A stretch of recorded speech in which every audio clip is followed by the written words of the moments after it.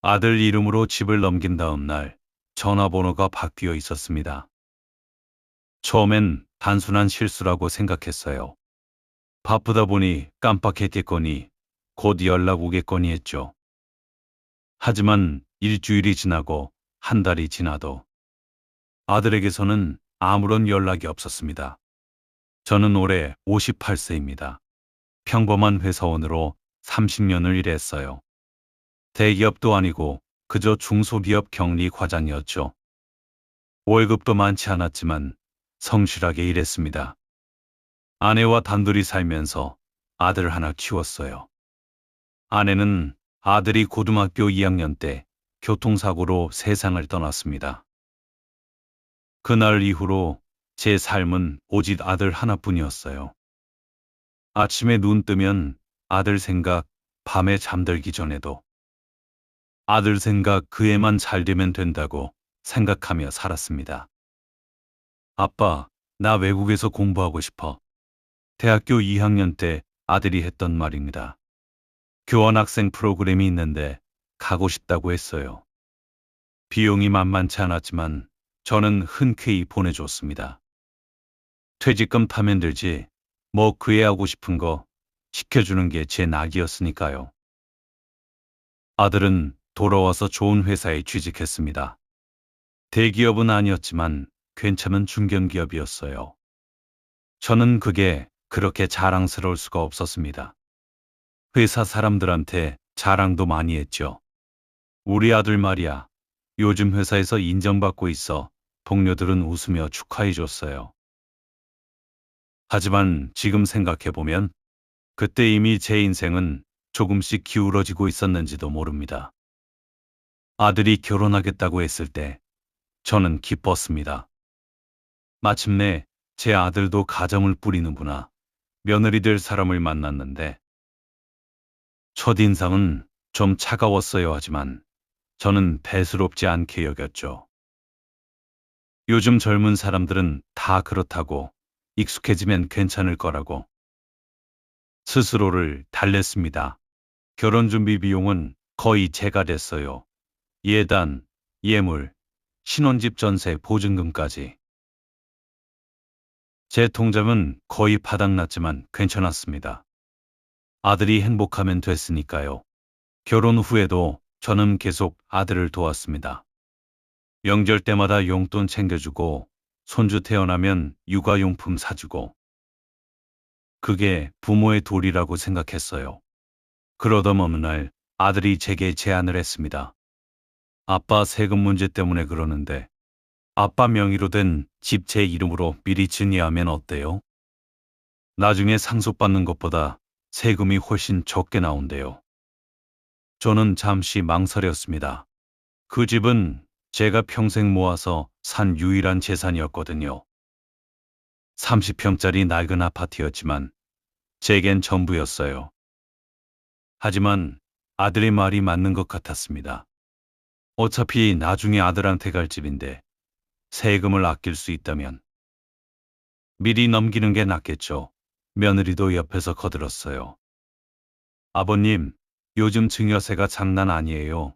미리 정리하시는 게 나아요. 저는 고개를 끄덕였습니다.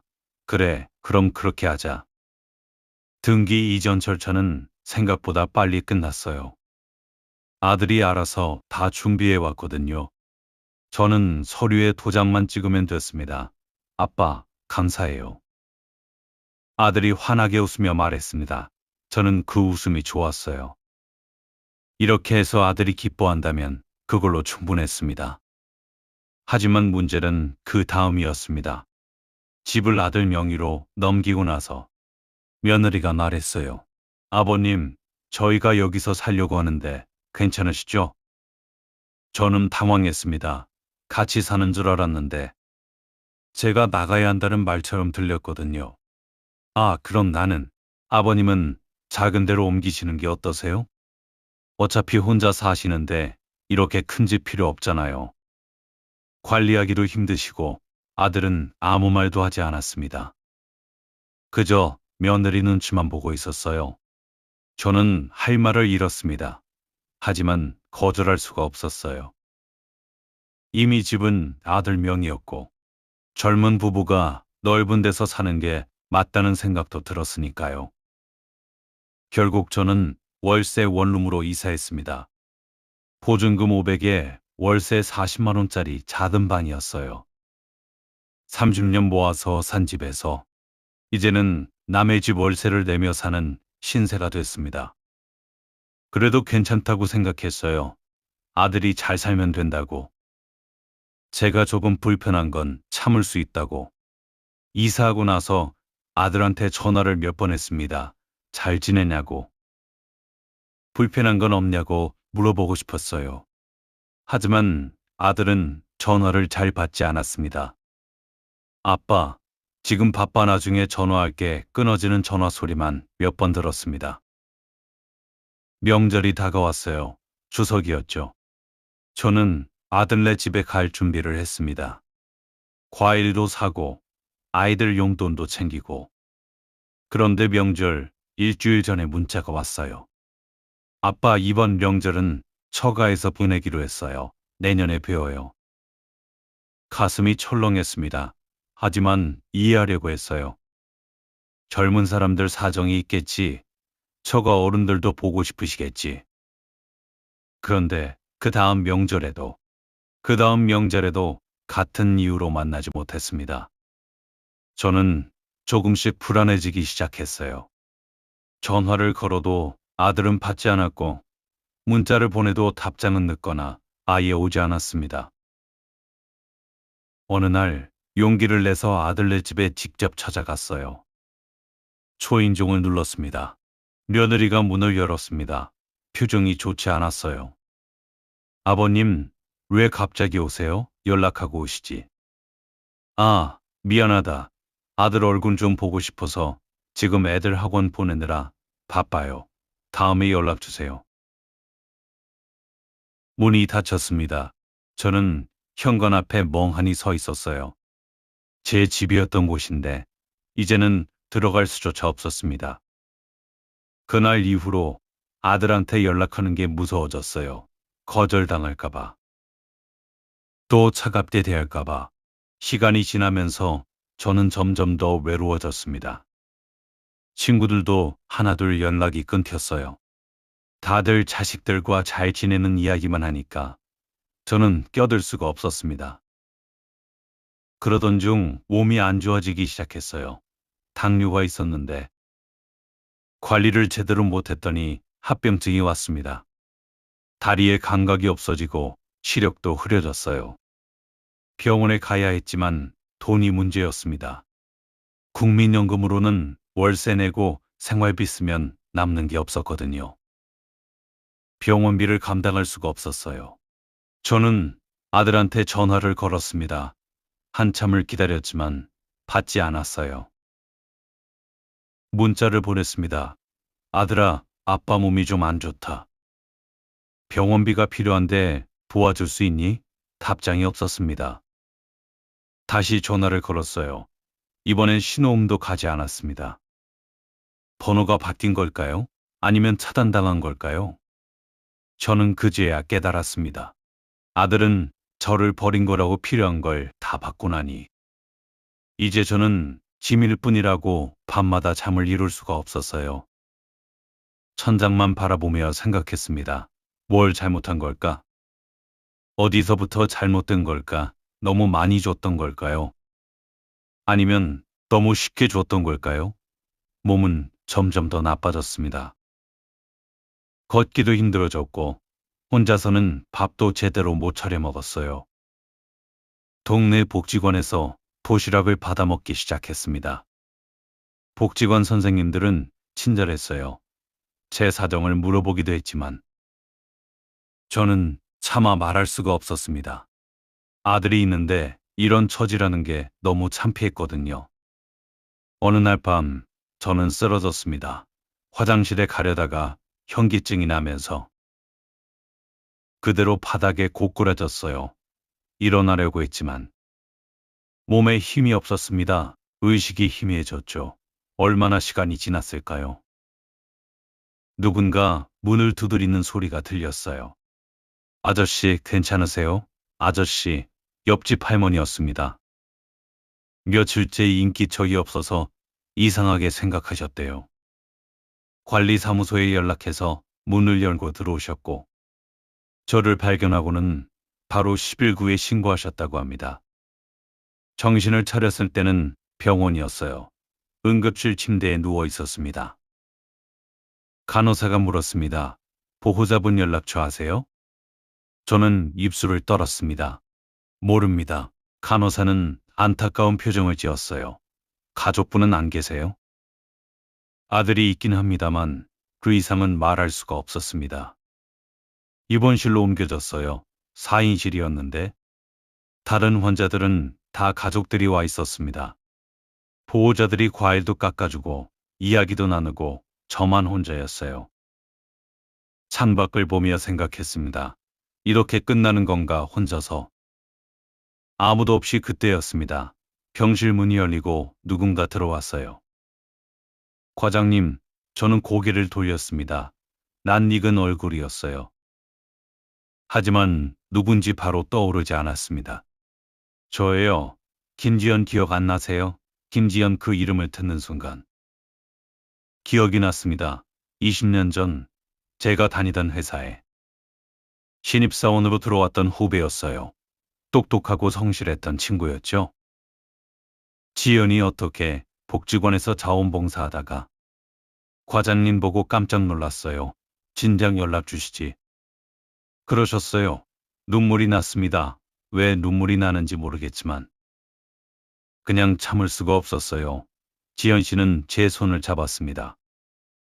괜찮으세요? 이제 제가 있잖아요. 그날 이후로 지연 씨는 자주 병원에 왔습니다. 병원비도 도와주고 필요한 것들도 챙겨줬어요. 저는 미안했습니다. 미안해요. 내가 신세를 너무 지네요. 무슨 말씀을 그렇게 하세요? 과장님이 저한테 얼마나 잘해주셨는데요. 내가 기억 안 나세요? 제가 회사 그만두고 싶어서 힘들어할 때 과장님이 밥 사주시면서 얘기 들어주셨잖아요. 그때 과장님이 해주신 말씀 덕분에 버틸 수 있었어요. 저는 기억이 잘 나지 않았습니다. 그저 후배가 힘들어 보여서.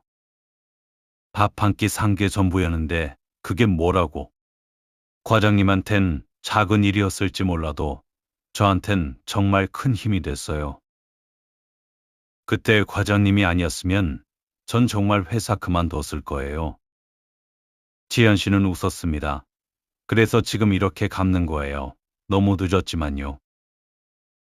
퇴원 후에도 지연 씨는 저를 챙겨줬습니다. 더 나은 집을 구해줬고 복지 혜택도 받을 수 있게 도와줬어요. 병원도 함께 다녔습니다. 가끔 옛날 회사 동료들도 찾아왔어요. 지연 씨가 연락했다고 합니다. 야, 이 양반아, 왜 연락도 안 하고 이렇게 살았어?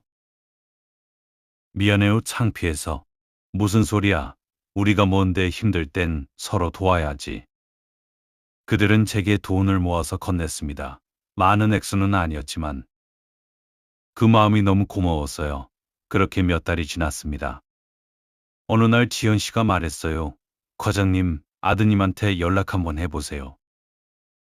저는 고개를 저었습니다. 됐어요. 그 애도 자기 삶이 있을 텐데. 그래도 아버지가 아프시다는 건 알아야 하지 않을까요? 저는 한참을 망설이다가 고개를 끄덕였습니다. 마지막으로, 한 번만 정말 마지막으로 지연 씨가 알아보니 아들의 새 번호를 찾을 수 있었어요. 저는 떨리는 손으로 전화를 걸었습니다. 신호음이 울렸습니다. 한 번, 두 번, 세 번 끊어졌습니다. 다시 걸었어요. 이번엔 받지 않았습니다. 문자를 보냈습니다.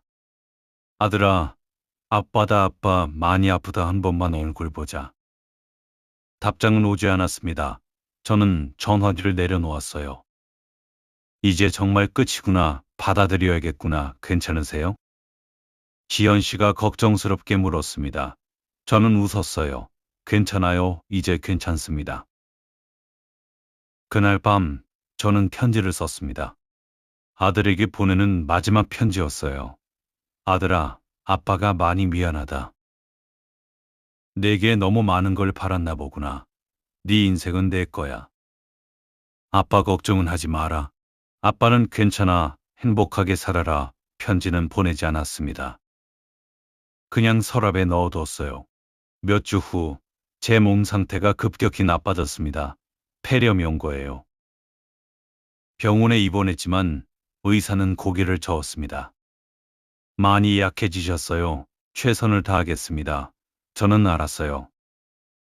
이제 시간이 얼마 남지 않았다는 걸. 지연 씨가 매일 병원에 왔습니다. 손을 잡아주고 책도 읽어주고. 옛날 회사 동료들도 돌아가면서 찾아왔어요. 과장님, 힘내세요. 우리 또 술 한잔 해야죠. 저는 그들을 보며 생각했습니다. 내가 외롭지 않았구나. 가족이 아니어도, 혈육이 아니어도. 이렇게 곁을 지켜주는 사람들이 있었구나. 마지막 날이 왔습니다. 의식이 흐려지기 전 지연 씨가 제 손을 꼭 잡고 있었어요. 과장님, 편히 가세요. 저희가 잘 정리할게요. 저는 고개를 끄덕였습니다. 고맙다고. 정말 고맙다고 말하고 싶었지만 목소리가 나오지 않았어요. 눈을 감았습니다. 장례식장은 조용했습니다. 영정사진 앞에는 국화꽃이 놓여 있었어요. 지연 씨와 옛 회사 동료들, 복지관 선생님들이 빈소를 지켰습니다. 아들은 오지 않았습니다. 조문객 중 한 명이 말했어요. 아드님은 안 계세요. 지연 씨가 조용히 대답했습니다. 연락이 닿질 않았습니다. 사람들은 안타까운 표정을 지었어요. 그날 저녁, 빈소에는 생각보다 많은 사람들이 왔습니다. 과장님을 기억하는 사람들, 도움받았던 사람들. 모두 고개 숙여 인사했어요. 지연 씨가 추도사를 읽었습니다. 과장님은 조용한 분이셨습니다. 크게 티내지 않으셨지만 주변 사람들에게 늘 따뜻하셨어요. 제가 회사 그만두고 싶어서 힘들어할 때 과장님은 아무 조건 없이 밥 사주시고 얘기 들어주셨습니다. 그때 과장님이 해주신 한마디. 지연아, 힘들면 쉬어가 인생은 길어. 그 말이 저를 살렸습니다. 지연 씨의 목소리가 떨렸어요. 저한테 과장님은 가족보다 더 따뜻한 분이셨습니다. 진짜 가족은 피가 아니라 끝까지 곁에 남는 사람이라는 걸. 과장님이 가르쳐 주셨어요. 다른 동료가 말했습니다. 이 양반 조용히 사셨지만 주변 사람들한테 참 잘해주셨어. 본인은 힘들어도 남 도와주는 거 좋아하셨지. 아들보다 여기 온 우리가 진짜 가족 아닐까? 사람들이 고개를 끄덕였습니다. 장례식 마지막 날, 한 남자가 빈소에 들어왔어요. 50대쯤 되어 보이는 사람이었습니다. 지연 씨가 물었습니다. 누구세요? 저 고인의 아들입니다. 빈소가 조용해졌어요. 사람들의 시선이 그에게 쏠렸습니다. 아들은 영정 앞에 섰어요. 무릎을 꿇고 절을 했습니다.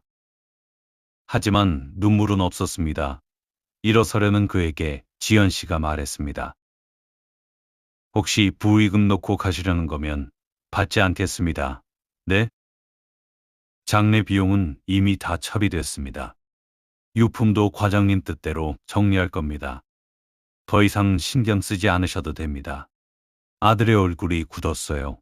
저기요, 전 그래도 아버님 마지막 가시는 길인데 조용히 보내드리고 싶습니다. 돌아가세요. 아들은 할 말을 잃은 듯 서 있었습니다. 주변 사람들의 차가운 시선이 느껴졌을 거예요. 결국 그는 고개를 숙이고 빈소를 나갔습니다. 지연 씨는 다시 영정 앞에 앉았어요. 사진 속 과장님은 편안하게 웃고 계셨습니다. 과장님, 편히 쉬세요. 저희가 기억할게요. 혈육이라고 다 가족은 아니더군요. 진짜 가족은 끝까지 곁에 남는 사람이었습니다.